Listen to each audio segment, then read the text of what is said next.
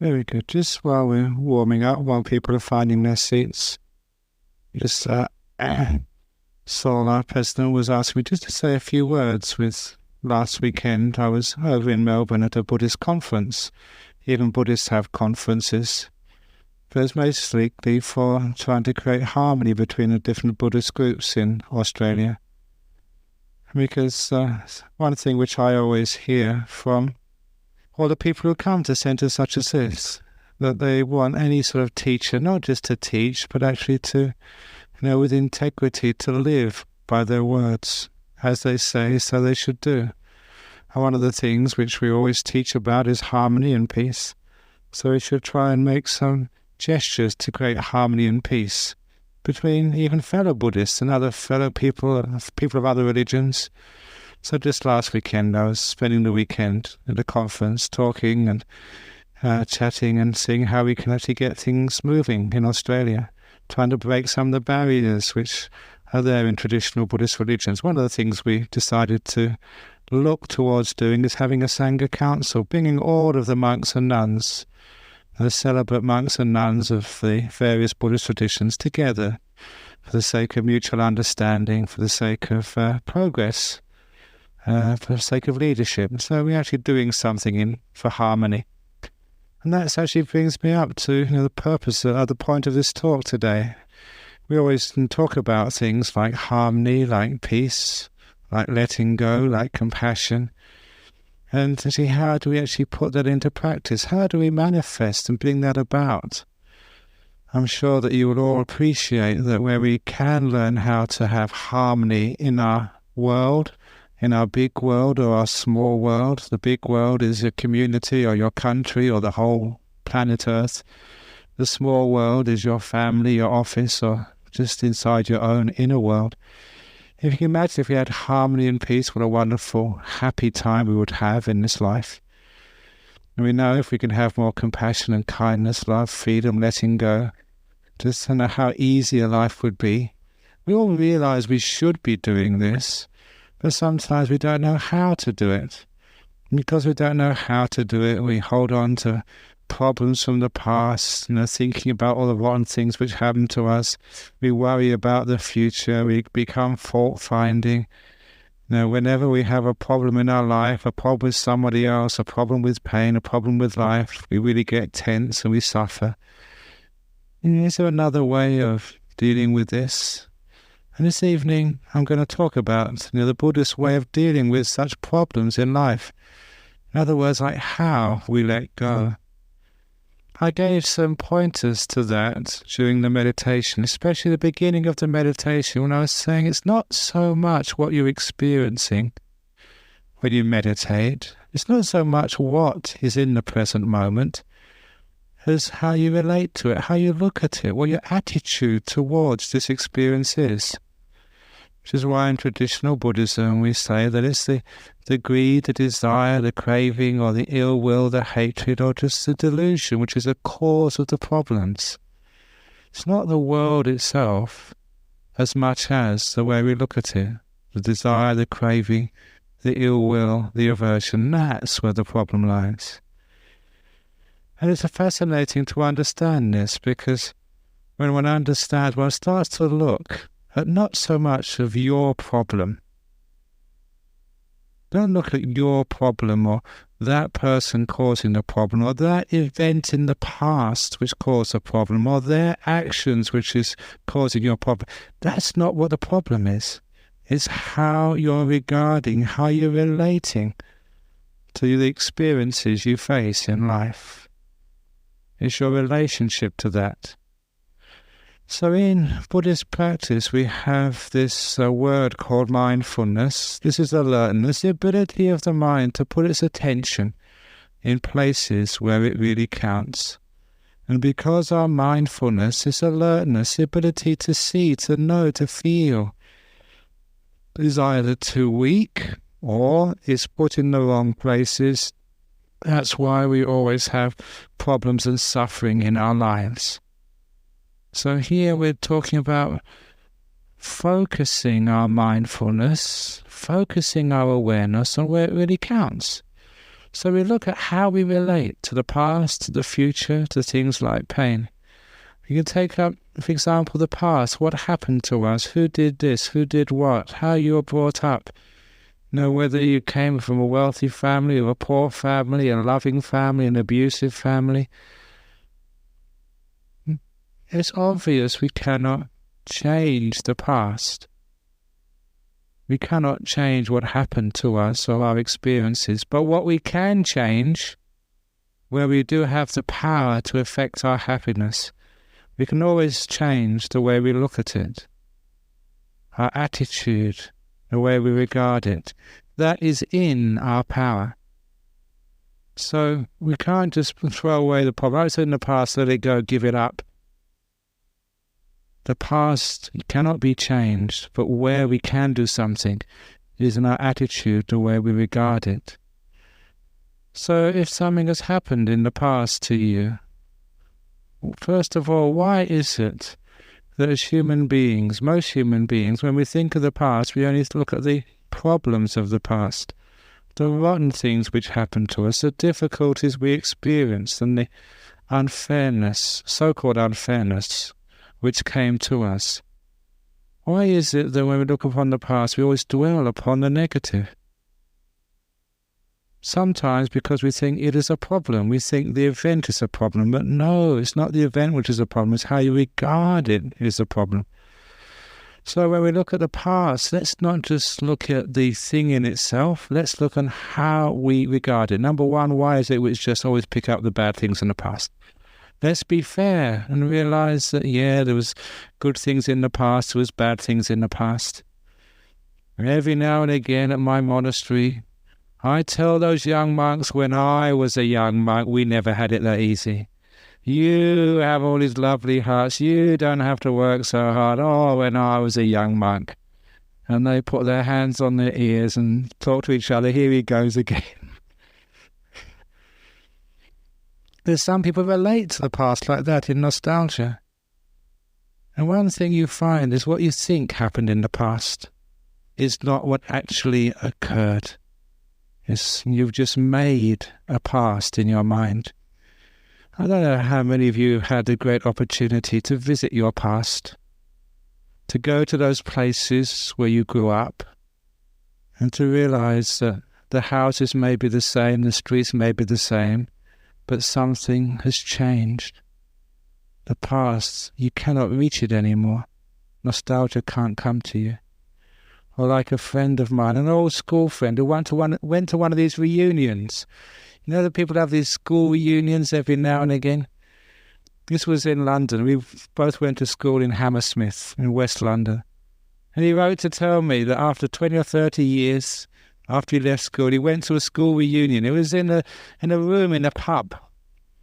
And so he went in there, he went into this room, and he saw all these balding sort of suited fat people.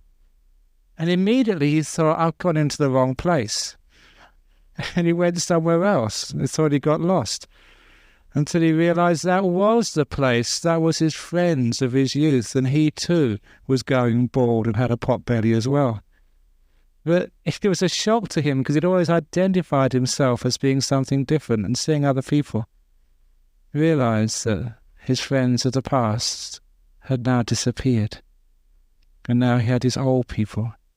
It was a shock to him that his memories of the past were basically fantasies and dreams. So while we cannot take on the past, that's the first thing where you relate to the past. You cannot catch it anymore. It's gone. It's finished. And the way you thought it was is not the way it was. We conjure up, we make our past. And number two, no matter what it is you think happened to you, good or bad, how do we relate to that? Sometimes that if it's something which happened to us which was unpleasant, unfortunate, we have a choice. We can allow that to cause us suffering and pain. We can allow it, as the old saying goes, to be like coffins of the past which we pile on our heads. They're coffins of the past, they're old stuff. Why do we keep carrying them around? what we do in Buddhism is we don't just ignore the past, or rather our attitudes to the past. We acknowledge it, learn from it, let it go, and move on, a wiser and better person. So we look to what's happened or what we think has happened. And what can we gain from that? What can we learn from that? If someone has hurt you, and what we learn from that is, my goodness, if they do something like that, how much pain it causes. I will never do that to anybody else. Some of you have heard this story before. This is from my own upbringing. My father was born in Liverpool before the Second World War. He came from a very poor family of, 12 or 13 kids. His father was a plumber. Every afternoon of finishing work, he'd go to the pub, get drunk, come back home, take off his belt, and beat any kid who just came near enough to reach with the end of his belt. After beating the kids every night, then he would turn on my father's mother, his wife. Physical abuse, gross. And my father used to, in front of me, my father's a very good man, he'd always call his father, my paternal grandfather, please excuse me, but I have to say this, he used to call him a bastard. In front of me. He hated that man. And for obvious reasons, just the amount of abuse. He said what hurt most of all was to see his mother, this man's wife, being beaten. That hurt more than the welts which were put on his body. But that was his past. And I must praise him because how he dealt with that terrible abuse. My father wasn't a Buddhist, he didn't even know how to spell the word Buddhism. But he had some very good Buddhist qualities. Because he told me that when he was at the end of a beating, or when he saw his mother being abused, he always made a resolution, like a promise, when I grow up, when I get married, when I have kids, I will never do that to my wife, to my children. He'd actually use that experience from the past to see how terrible, how much pain and suffering it was, and to make sure he'd use that terrible experience to better himself, to learn, to understand, and to move on. And so when I grew up, my mother was a disciplinarian. My father tried, but he just couldn't do it because of his experience of the past. He was a very loving and caring man. But the point was, he was a victim of abuse. But his attitude to that abuse was not thinking, this shouldn't have happened to me, this is really rotten, I'm going to take it out on somebody else. He didn't revisit the abuse which he'd experienced. It's a good example of how the attitude is the most important thing. It's not what has happened, it's how we're using that, how we're dealing with, how we look at it. He used it in a positive way to learn, to grow. And this is why I was saying we should put our attention, a lot of our mindfulness, a lot of our investigation, not on the event itself, but how we're regarding it and how we're making use of it. Everything is an opportunity to learn and to grow. And even what's going to happen in the future to us. Because sometimes people are full of fear and anxiety. So much so that sometimes when people can't act, they want to ask a question, but they just can't do it. They get tensed up, or they go to interviews, or they meet with people, and they just cannot say the right thing. Why is that? It's because the attitude to what's going on. Sometimes the future will mean we make mistakes. It's not the mistake which is the problem, it's how we regard mistakes in life. Our own mistakes and the mistakes of others. If you regard your own mistakes and the mistakes of others with the attitude of aversion, ill will, you don't want mistakes, you don't like mistakes, you hate mistakes, then you're going to create more problems and suffering in life. Instead, you can allow mistakes to happen. just a couple of weeks ago, actually just after I gave my last talk here, one of the anagarikas in my monastery sort of crashed the car, a monastery car. It's a write-off. No one was injured except the car. When I heard about it, I thought, look, it's like being a father whose son crashes the car. You know the parents, they loan their car to their 19, 20-year-old son and they crash it. I thought I became a monk to get away from all that sort of stuff. And now one of my kids in the monastery has totaled the car.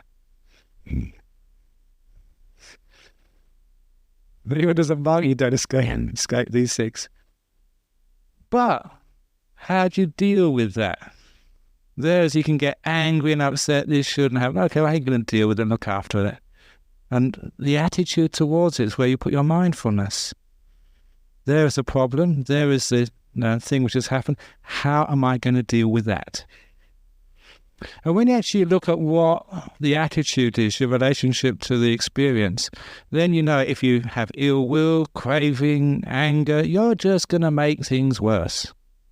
You're not going to get anywhere that way. You'll just create more problems for yourself, more suffering for other people. It doesn't make any sense at all. Instead, you accept that in life mistakes will happen. If you were really fierce, if I'd have shouted at all the people driving our monastery vans, shouted at everybody else, people would have got so afraid, the next time they drove the car, they'd be so sort of paranoid, they'll crash it again.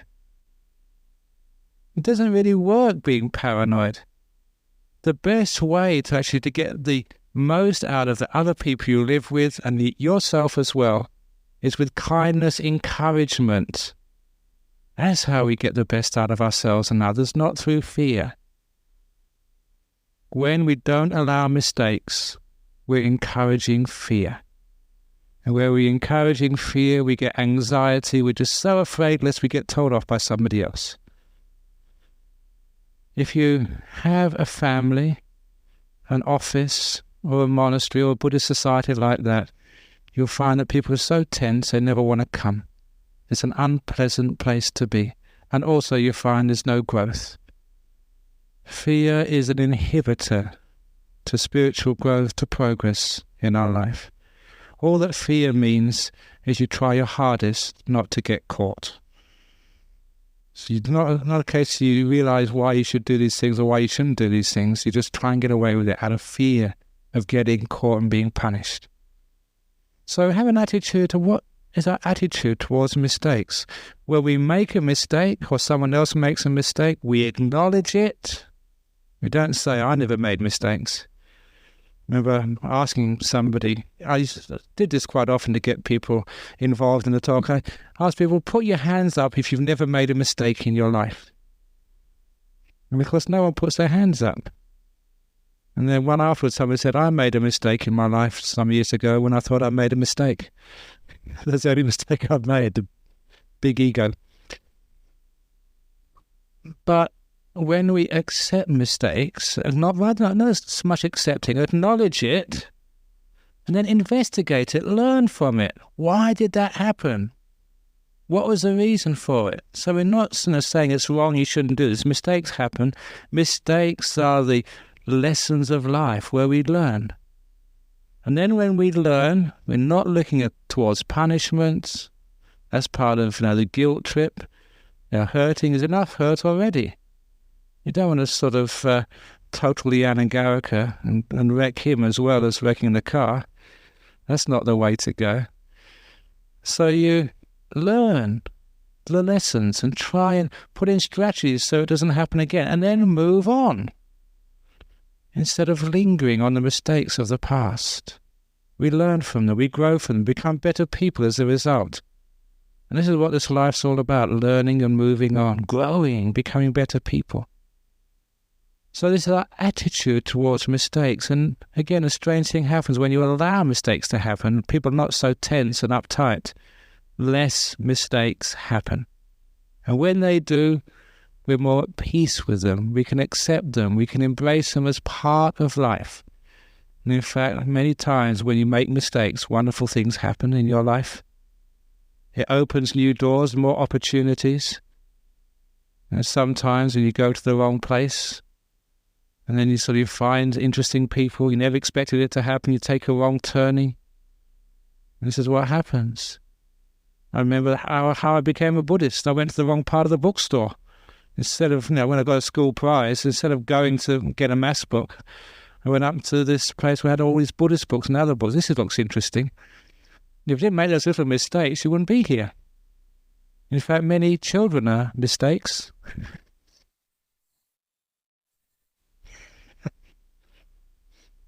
And so it really depends how you look upon mistakes, doesn't it? So when you just start to look at attitude towards mistakes, even attitude towards the pain which happens in life. Because sometimes we have aches, pains, we have diseases. And how we look at those diseases, that's actually decides whether it makes suffering or not. Recently, I was telling the story in Melbourne. Because I was in Malaysia last December talking with a doctor, a very mature doctor, I think just about to retire after many years as a GP. I think she was a specialist on oncology and cancers. And she told me something very, very interesting. She said when people come to a surgery with cancers, it does not matter whether they are the beginning of a cancer or the cancer is advanced. She can tell straight away from all her years of experience who's going to survive and who's not. He said it doesn't really matter so much about how far the cancer advanced. He said it's the attitude of the person, their spiritual qualities, just how they relate to having a cancer. He said that she can tell of all of the years' experience, almost 90% of the time, she knows from the person's attitude to that disease who's going to survive and who doesn't. That's what she said. And so it actually shows that even with diseases and pain and disappointments, it's not the thing in itself which is a problem. It is a problem, obviously, but the biggest problem, what's going to decide whether you survive or whether you succumb, is your attitude towards it, how you look at it, how you deal with it. And that also comes with the death of somebody and the other tragedies of life. When somebody passes away suddenly, how do we relate to that? And again, it's not the death which is the problem. It's how we look at it. I've been flying all over the world recently, from Singapore, Malaysia to Melbourne. Because one of the reasons I like flying, because if you're going to die, a plane crash is the best way to die. Absolutely the best way to die for 3 reasons. I was visiting a person in an old people's home last week. That's an extra reason. You don't have to die in an old people's home. You die suddenly. Just one moment, you're just meditating or you're having a meal, and then a few moments and then you're gone.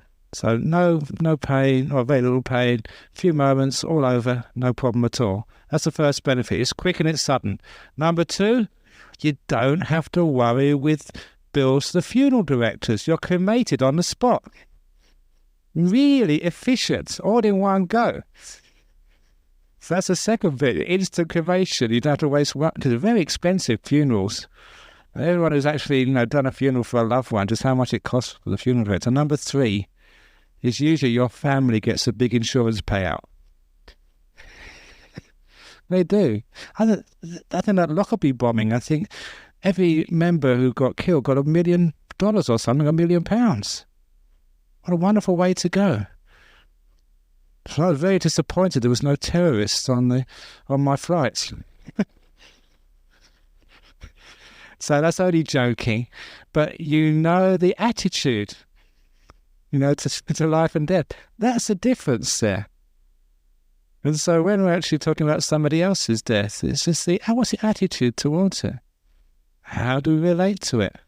Obviously, the death is something you cannot change, but the way you look at it can be changed. Usually, as many of you know, when there is such a thing as a death, Instead of actually looking at it with negativity, we celebrate the life. What a wonderful thing it was that I'd known that person for such a time, however long that was. If I hadn't have known them at all, if they hadn't come into my life, I would have been much poorer as a result. See, we're relating not to what's been taken away. We're relating to what we've had. We're grateful we've known a person for so long. I wouldn't have missed their company for the world. What a wonderful thing it was I knew that person. And straight away, the way we relate to the problem changes. Instead of ill will, aversion, greed, desire, we're actually looking at it with a positive attitude. The thing in itself is not the problem. It's the way we look at it. It's even like the thing like with wealth in our world. Sometimes people complain about the materialistic society, how we're a consumer society, how the gross national product is all the government is concerned about. Okay, there's our life, there's our society, there's our modern world. How are you going to relate to that? How are you going to relate to living in the 21st century? And so we look at wealth, we look at money. And it's the way we look at it is most important, not the thing in itself. If we work hard, some people work hard, and no matter how hard they work, no matter how diligent they are, they don't make very much. But still, we're not just working just for the salary check afterwards. All types of work is some sort of service to the community. There's something we're doing there which helps other people. If you're a bus driver, or if you're just a rubbish collector, whatever you do in your life, there's some sort of service there for others. So actually you're giving to others. I know that many years ago, one of our members was just driving a bus, and they called it a dead-end job. All I do is drive a bus all day. And so, look, it's a marvellous job you're doing, carrying people from place to place. Otherwise, I'd have to walk. And it's how you're a bus driver, I said, is most important. And especially on those hot days of summer, when people get on your bus and they start complaining, oh, it's really hot today, oh, it's just too hot. You can actually smile at them and give them some happiness. Smile at every passenger you meet. Give them some happiness. It's the way you relate to your job as a bus driver. It's not the job in itself, it's what you make of it. So whatever job you have, or no job, if you happen to be unemployed, it's not being unemployed which is the problem, it's your attitude towards unemployment. Isn't it wonderful you don't have to get up on a Monday morning to go to work? Oh, this is great. You can meditate. You can actually do service. You can come and help at our Buddhist society. There's always jobs to be done. There's our president over there. He'll let you know. It's how you relate to that is the problem. You get retrenched early. You lose your job. And after 50, it's very hard to get a job. But you can always become a monk or a nun after 50. So, oh, great, I don't have a job. I can go become a monk or a nun, go and do retreats. Who knows what's going to happen next? So it's the way you relate to it, again, is the problem. So that's why the Buddha said the cause of suffering is not just the thing in itself. The cause of suffering is greed, hatred, delusion. Greed means desire, wanting. So with money, it's not money is the problem, it's the desire, the wanting something which you, more than you have. Some people, they do little work and they become rich. There's nothing wrong with being rich or being poor as such. It's how we relate to it. Trouble is, the poor people want to be rich. Many rich people would like to be poor. We call that, this is the old story, they call that the different types of suffering in life. I learned this when I was a young monk. When I was a young monk in Thailand, I was much thinner than I am now. My bones were sticking out because there was very little food. And I saw all those senior monks in Thailand because they got first choice of the food. And when the food was passed around, the senior monks would get it first. And I thought, that's really wrong. Because all those senior monks over there, they're probably all enlightened. They don't really care about taste. It's wasted on them. But, little monks like me, I've just become a monk. I've got all my cravings and likings and dislikings. They should give me the food first of all. Because I'd have really appreciated, but those big monks over there all lying beyond desires, it was wasted on them. And also, I really needed it. I was really thin, and those big fat guys up the top there, they didn't need anything. And number two, when you used to sit, you see, even now, the senior monks get the fattest cushions, and the senior nuns as well. They get the big cushions. And I thought, those senior monks, when I was a young monk, those senior monks, they don't need cushions. They've got their own upholstery. Right, for me, with all my bones sticking out, you had to sit on the concrete. This was really unfair. So when I started to complain about this, and also, the third thing, all the senior monks, they would give out the work. They would tell us to wheel these wheelbarrows all day, or wash the toilets. So they didn't do anything. They just sat down and talking to people all day. They never did any work, but they told us what to do. That's really unfair. So I decided to complain. And what I was told was actually very brilliant. The monk afterwards said, look, they said, you've got young monk suffering. That's what a young monk is, a young monk suffering. And he said, this monk was a very old monk. He said, I'm an old monk now. Now I've got the cushions. Now I'm fat. I get the first choice of the food. I've got old monk suffering. I have to sit all day listening to problems of all sorts of people. And keep on going on, this complaint, that complaint. Oh my goodness, I became a monk, to get away from all of that.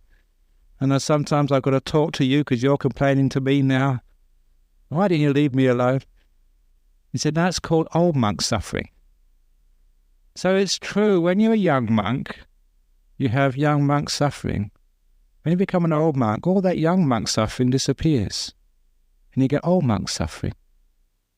Still suffering, only a different type. It's like each one of you who are single and you want to find a partner in life and get married. Why is that? At the moment, you've got single person suffering. When you find a partner and get married, you won't have single people suffering at all. You'd have married person suffering.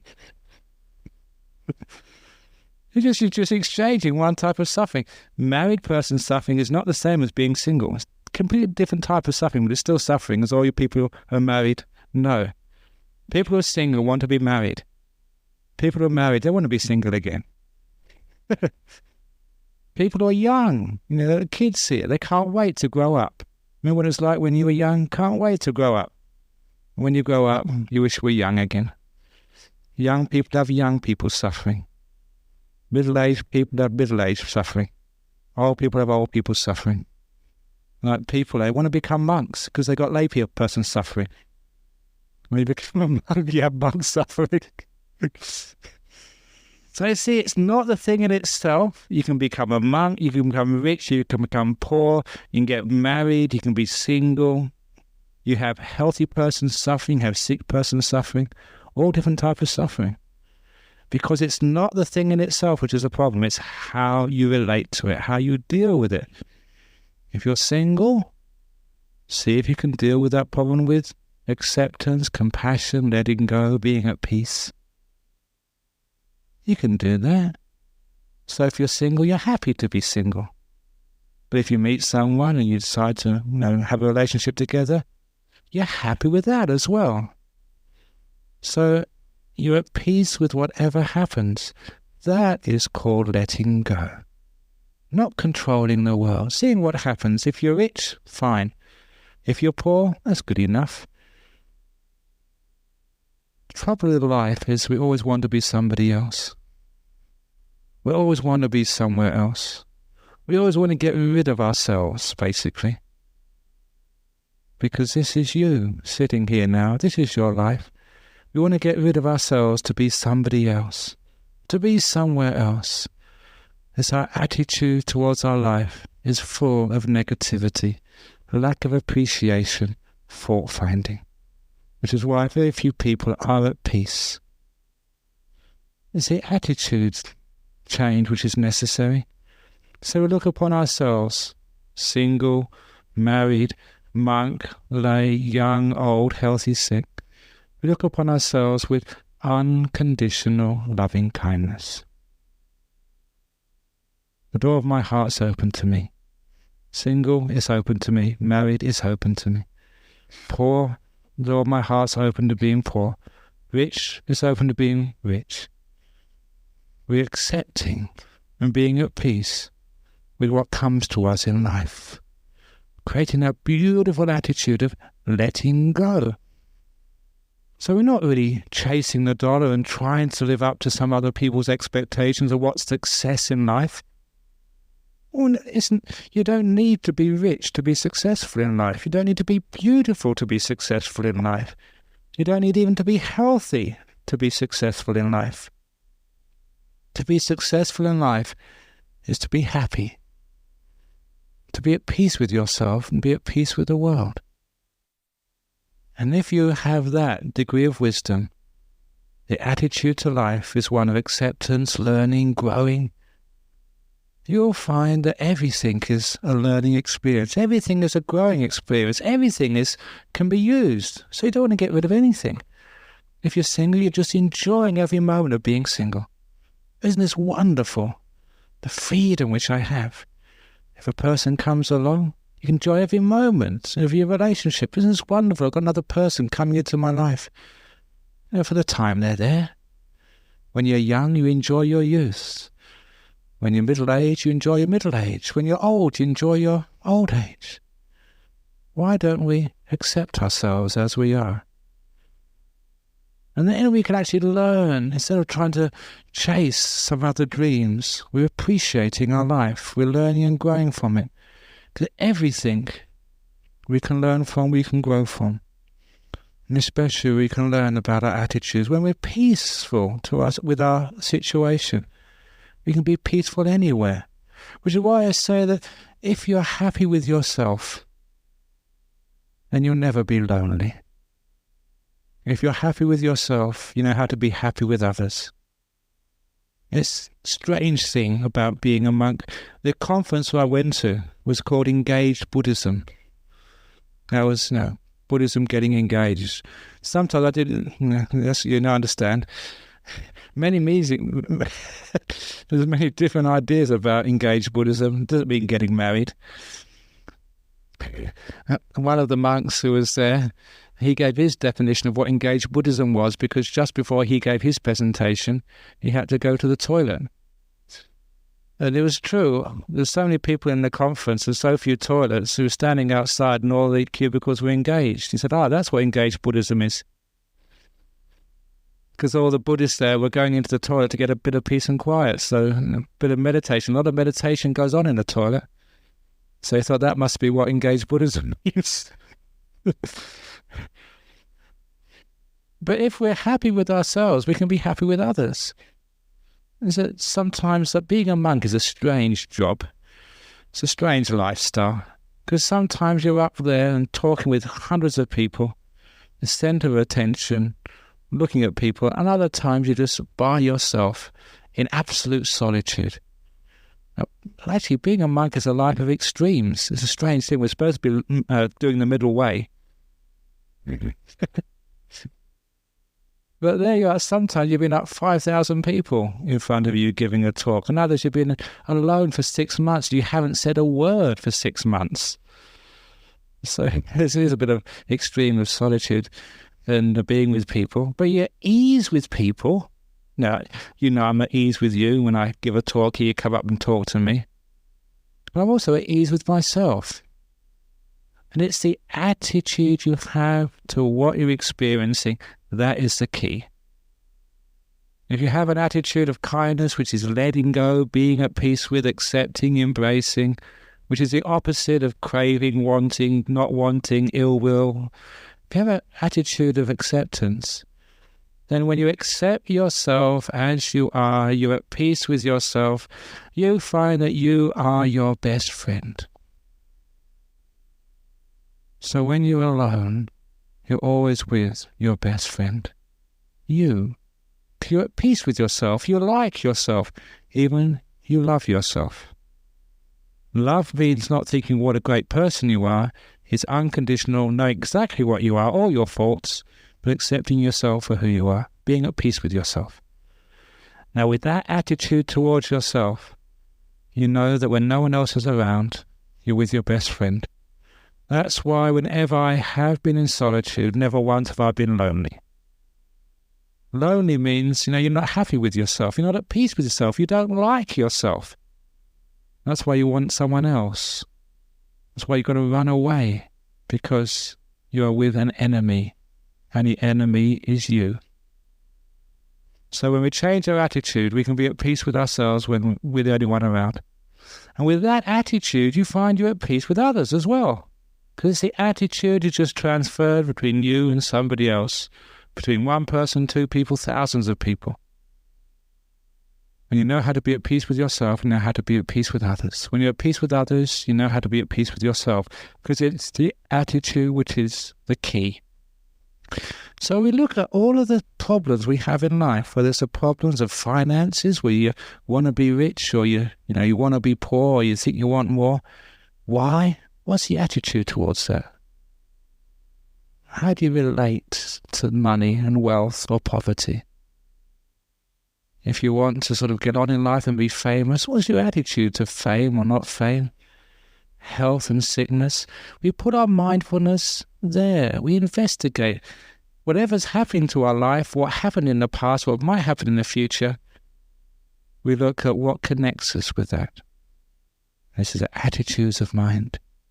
Very often, so much in life we just cannot change. And we'd like to change it, but so much of life we can't do anything about. But we can change the way we look at it. So this is actually how we deal with all the problems in life. We start investigating that. How am I dealing with the way I regard my ex? How am I regarding myself? How am I regarding my problem? I have a drug problem, an alcohol problem.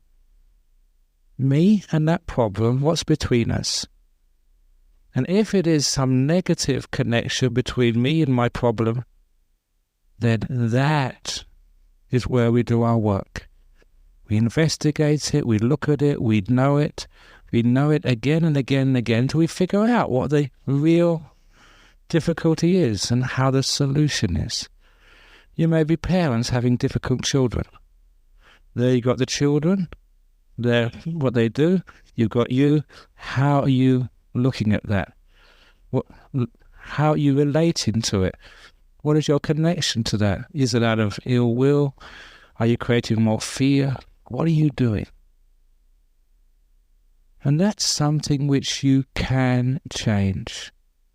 And that's what will probably help affect the other person as best as you possibly can. I mentioned this before, those people who have trouble with their children.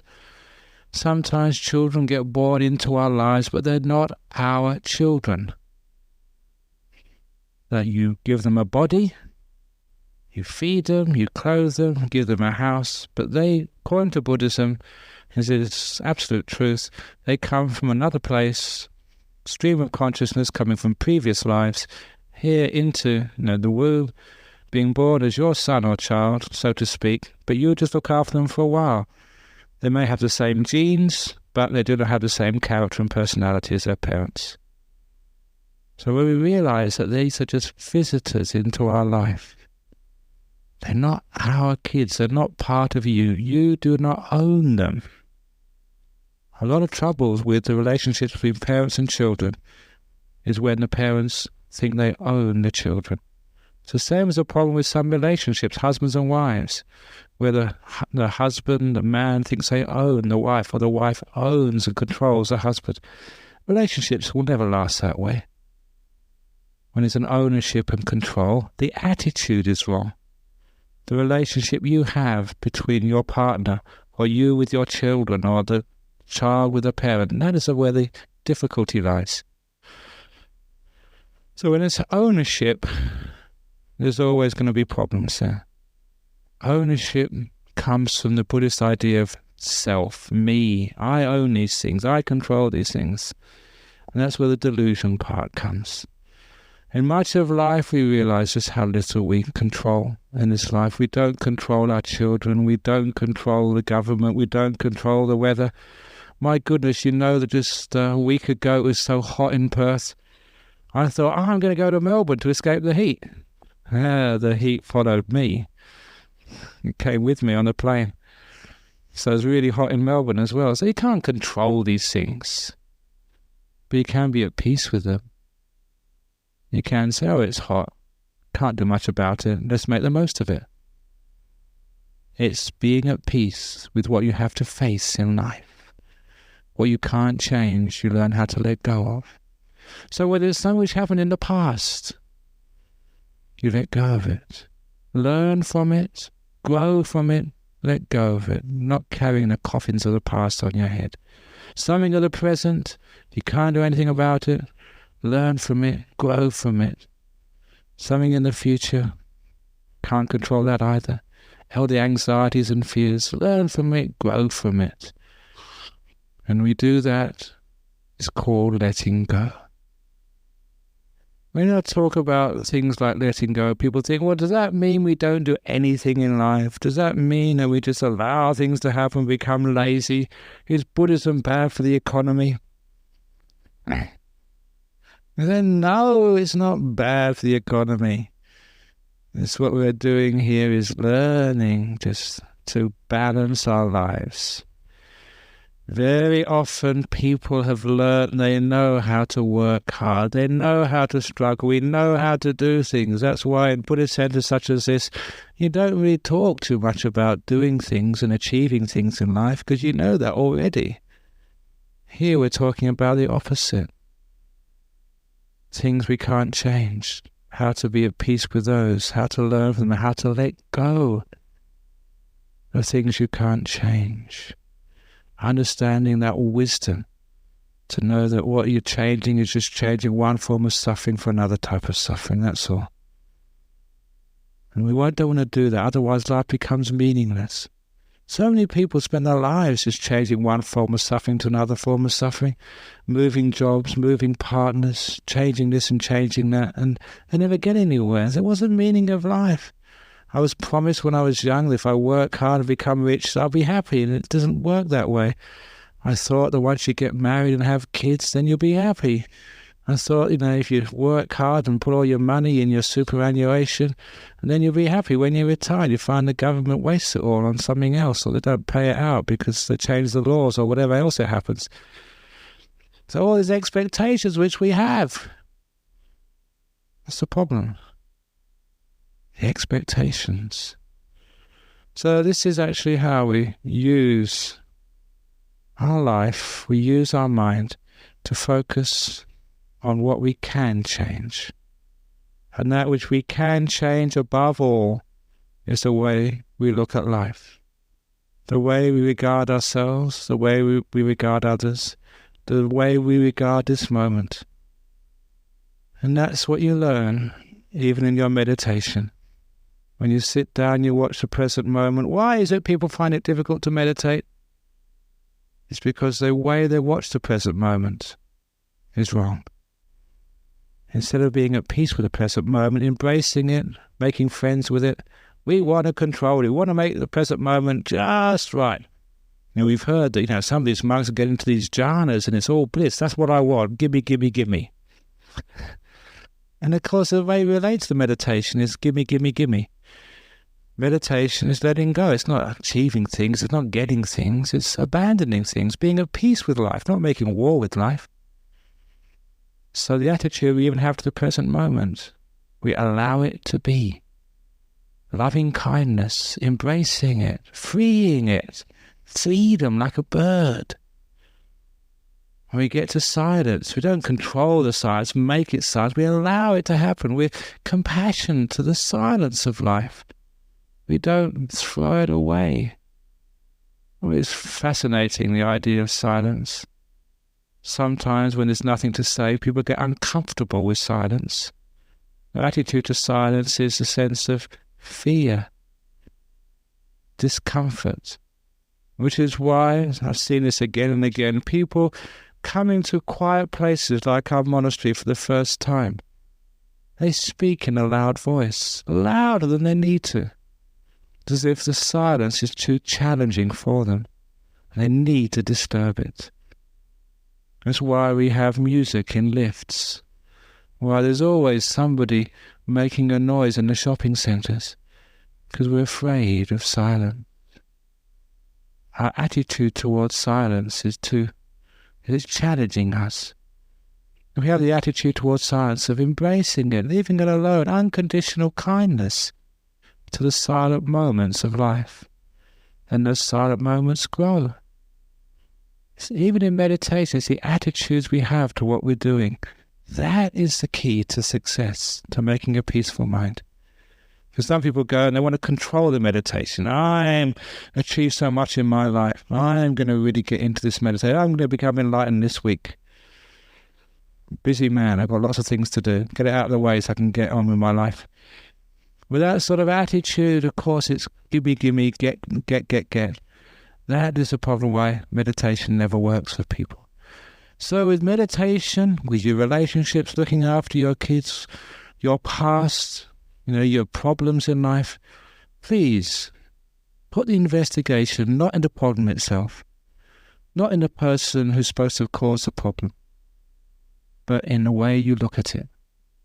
Which is why Ajahn Chah, my teacher, he made this beautiful comment many years ago. When someone complained that there was too much noise in the monastery and it was disturbing their meditation, he shot back and said, "It's not the noise disturbing your meditation. You are disturbing the noise." Powerful saying, unexpected. Even when there's noise, it's not the noise which is the problem. It's the attitude towards it, your relationship towards it. You are disturbing the reality of the world.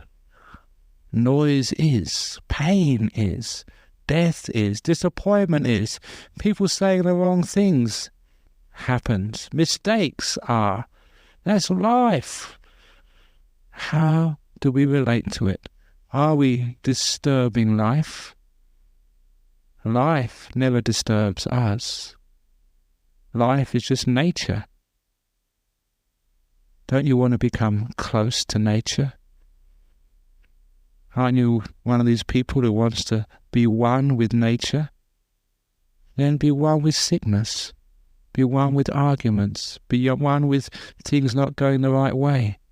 Be one with mistakes.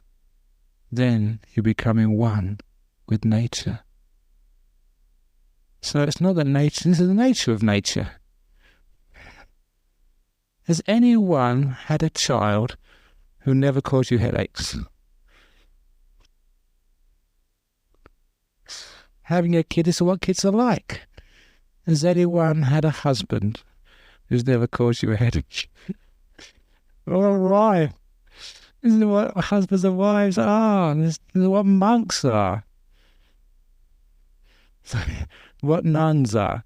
So, we understand these things, and it's not that these things, not that life disturbs us, we disturb life by trying to make it something it can never be. So, this is how we accept the things which happen to us. We learn from them, they're all grist for the mill, how we grow in life. The worst things which ever happened to you, we call them dog poo. Every now and again, have you ever stepped in dog poo? When you step in dog poo, it's really stinky and smelly. But please never waste it. Take it back home. Put it in your garden. The more dog poo you put in your garden, the sweeter are your mangoes. And when you start eating those mangoes, always remember where they came from. And of course you understand that simile, the dog poo of life. And remember, we never dropped that dog poo, it's somebody else's fault. But when we step in it, we're very fortunate. When somebody abuses you or hurts you, when things go wrong, when you step in the dog poo of life, it's not the dog poo itself which is the problem, it's how we relate to it, how we regard it. And if we know, through wisdom, the benefits of dog poo, we will never waste it. If you can only realize the benefits of the abuse which you've suffered in your life, the wrong things which have happened to you, the unpleasantness, the unfairness, the hurt and the pain of life. If you know how to use the suffering of life, the dog poo of life, you can grow a beautiful mango tree. And that mango tree is you. And the way you relate to others, your life, your friendship, that are the beautiful sweet mangoes. This is how we make use of what happens to us in life. Everything can be used, and the smellier the dog poo, the more fertilizing value it has. So please don't waste the dog poo of life. It's not the dog poo itself, it's how we look at it. Whatever happens to you in life is how you look at it.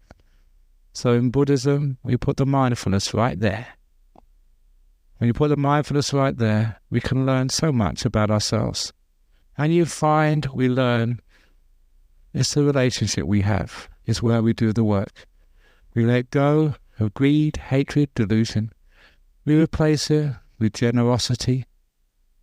Not just putting money in the box, being generous with how we regard other people, giving them the benefit of the doubt, giving them our time, giving them our kindness, giving them the moments of our life. We're generous. It's the opposite of greed. We're kind. We're giving. We're compassionate. We're forgiving, which is the opposite of ill will. And we're accepting of life, accepting of ourselves, accepting of others. We replace delusion through wisdom, understanding, freedom. And there we're following the path of the Buddha. Instead of the things which lead to suffering, we're developing the path which leads to freedom. Develop freedom not by what's outside, but by how we relate to it. So, there goes the talk today. I don't know if it's a good talk or a bad talk, it doesn't really matter. It's how you relate to it. So thank you for listening.